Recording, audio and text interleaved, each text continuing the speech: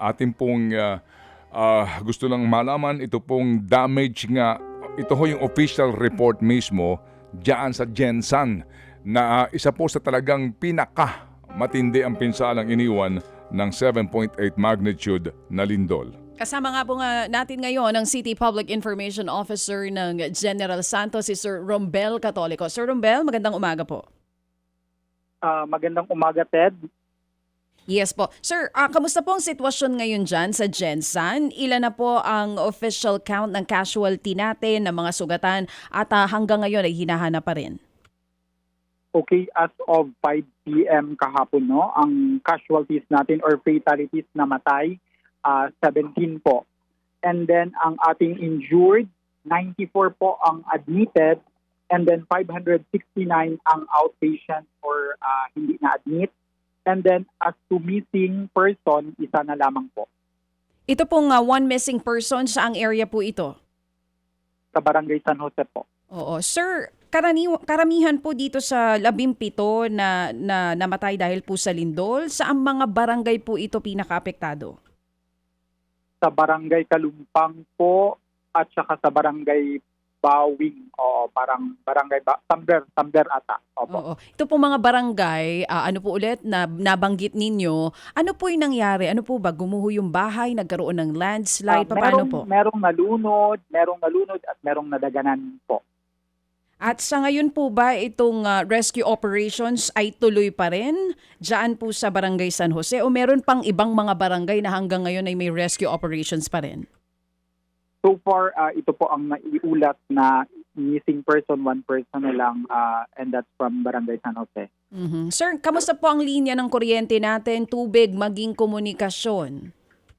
As to linya ng kuryente, mga 95% na po na ibabalik ang linya ng kuryente, ang tubig, mga nasa 90% po. Pagkatapos po yung inyo pong communication line, ito po mga telcos natin. Ang communication line, pero may mga time na mahina din talaga. Opo. Kumbaga, ipaputol-putol pa rin po yung linya.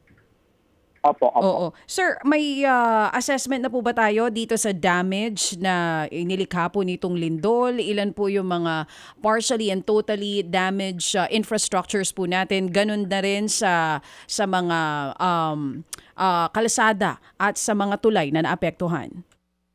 So infrastructure, yung mga ating mga gusali, 77 yun na mga building, pero ongoing pa po ang assessment ng ating City Engineering Office at saka ng Office of the Building Official.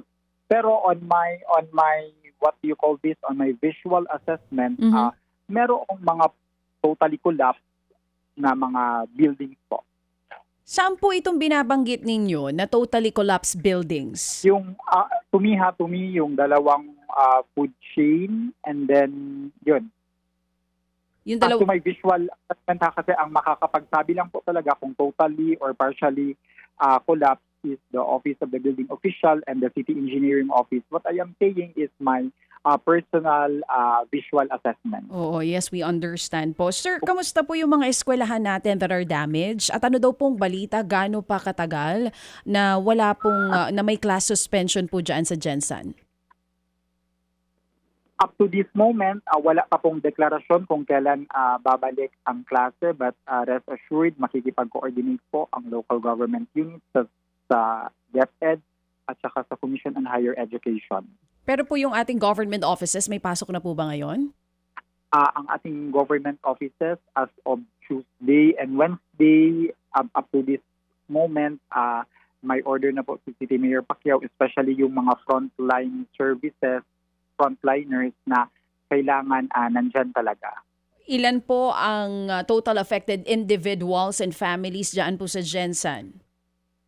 As to affected families, no, 6,724 families po ang affected ng nagdaang lindol. And we're talking about how many people, sir? Approximately 18,000 plus. 18,000 na mga individual dyan po sa Gensan pa lang ang apektado. Sir, ilan pa po ngayon ang nasa mga evacuation center at saan pong barangay ang may pinakamarami na kinakanlong na mga bakwit po sa ngayon? For now, wala na po doon sa mga evacuation center or doon sa open spaces. Open spaces po ang tawag na may mga tent. Parang nung mga Martes or Wednesday, nagsipag-uwian na po sila kasi na-check na ang kanilang mga kanyang tahanan. Oh, so safe Pero na po, pinayagan na. Ang pagbibigay ng rasyon ay pinapadaan sa mga barangay dahil matapos na silang ma-assess ng City Social Welfare and Development Office. Oo, so at least ngayon nga po, sabi nyo, nakabalik na po dahil safe na para bumalik itong mga residente sa kanilang tahanan. Lahat po ng mga barangay wala ng open tent sa ngayon? Standby pa rin ang mga open spaces ng kani-kaniyang barangay dahil kahit papano may mga nararamdaman pa rin up to this moment ng aftershock po. Oo, sir. And of course, family food pack na distribution ay house-to-house po ang mechanism. House-to-house mechanism, hinahatid ng barangay. So far, okay naman po itong supply natin para dito sa mga residente na apektado?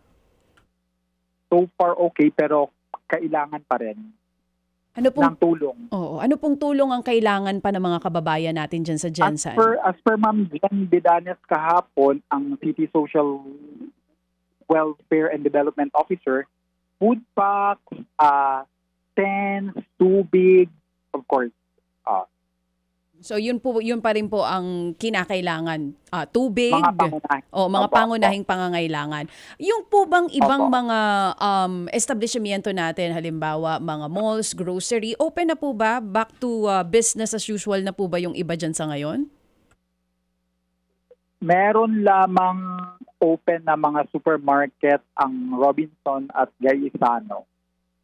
And kaya naman po nila i-cater yung And may mga iba. Mhm. At may mga iba-iba ding, like for example, maraming closed pa rin so far na mga supermarket po. Oo, so mas marami pa rin po ang close ngayon.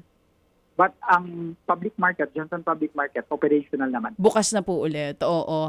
At kaya naman po nila i-cater yung pangangailangan ng mga kapatid natin dyan sa Jensan? Opo, I suppose. Kumusta po ang ating Sir Rombel, ang fish port natin? Ang ating fish port, business as usual na sila po doon.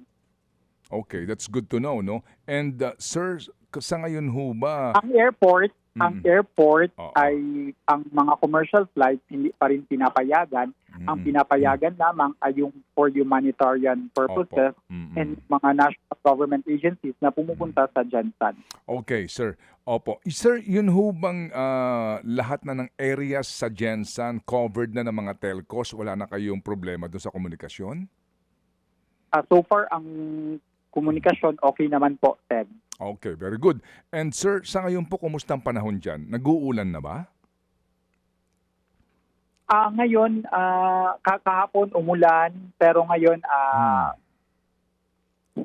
may sikat ang araw naman po ngayong araw. Oo. Gaano kahirap ito kapag buong araw nag-uulan na sa usapin ng mga taong apektado, pati doon sa mga nasa labas pa ng ospital na mga nagtetent? Ang nakita ko lang yung doon sa labas ng hospital, especially kahapon na umuulan, ay medyo nahihirapan po talaga sila, especially sa isang hospital dito kahapon. Mainit nung umaga, tapos nung bandang hapon medyo umulan, so mahirap talaga po. Oh, yun. Yung nga pong aming pinangangambahan, sir, no? Pag umulan na, paano na po ito? Maliban sa inyo, doon pa sa Sarangani, di po ba? Talagang ramdam po namin ang inyo pong hirap ngayon dyan sa inyo pong lungsod.